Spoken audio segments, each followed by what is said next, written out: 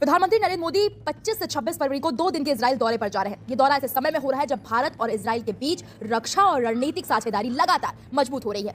माना जा रहा है कि इस यात्रा के दौरान सुरक्षा सहयोग को और आगे बढ़ाने के लिए एक अहम समझौता ज्ञापन यानी कि MOU पर हस्ताक्षर हो सकते हैं। हालांकि कोई बड़ा रक्षा सौदा साइन नहीं होगा क्योंकि दोनों देशों के बीच पहले से ही मजबूत रक्षा सहयोग जारी है, लेकिन आने वाले सालों में ये साझेदारी करीब $10 अरब तक पहुंच सकती है। आइए समझते हैं इस दौरे की अहमियत। भारत और इजराइल के रिश्ते बीते कुछ सालों में नई ऊंचाइयों पर पहुंचे हैं। रक्षा क्षेत्र में दोनों देश पहले से मिलकर काम कर रहे हैं, लेकिन अब फोकस है नई और एडवांस टेक्नोलॉजी पर। मीडिया रिपोर्ट्स के मुताबिक इजराइल भारत को लेकर लेजर आधारित डिफेंस सिस्टम, लंबी दूरी की मिसाइलें और अत्याधुनिक ड्रोन तकनीकी देने को तैयार है। कहा जा रहा है कि इस बार इजराइल कुछ ऐसी तकनीक भी साझा कर सकता है जो उसने पहले कभी नहीं दी। भारत और इजराइल मिलकर anti ballistic missile defence system पर भी काम बढ़ा सकते हैं। ये भारत के मिशन सुदर्शन का अहम हिस्सा माना जा रहा है, जिसका मकसद देश को दुश्मन की लंबी दूरी की मिसाइलों से सुरक्षित करना है।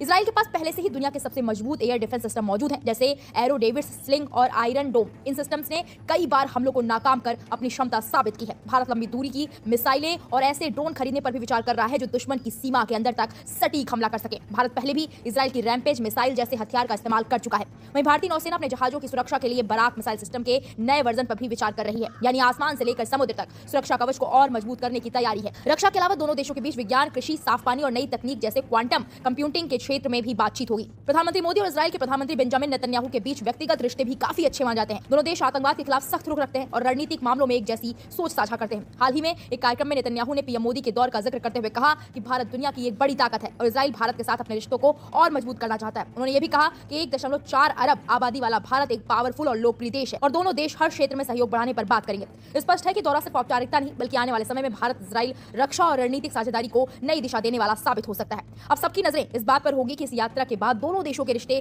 किस नई ऊंचाई तक पहुंचते हैं और भारत की सुरक्षा व्यवस्था को कितनी मजबूती मिलती है।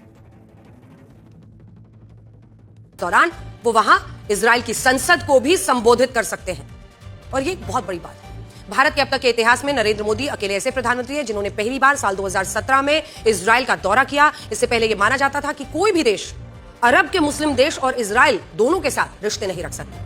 तब इन दोनों में से किसी एक को चुनना होता था और इसी कारण से भारत ने भी इजराइल के साथ अपने रिश्तों को ज्यादा सहज नहीं बनाया। लेकिन प्रधानमंत्री मोदी के कार्यकाल में एक बदलाव आया और ये जो पुरानी धारणा था उसको तोड़ दिया गया कि अगर भारत ने इजराइल के साथ रिश्ते रखे तो मुस्लिम देशों से भारत के रिश्ते खराब हो जाएंगे। ऐसा कतई नहीं हुआ। आज भारत के अरब में मुस्लिम देशों के साथ मजबूत रिश्ते और इजराइल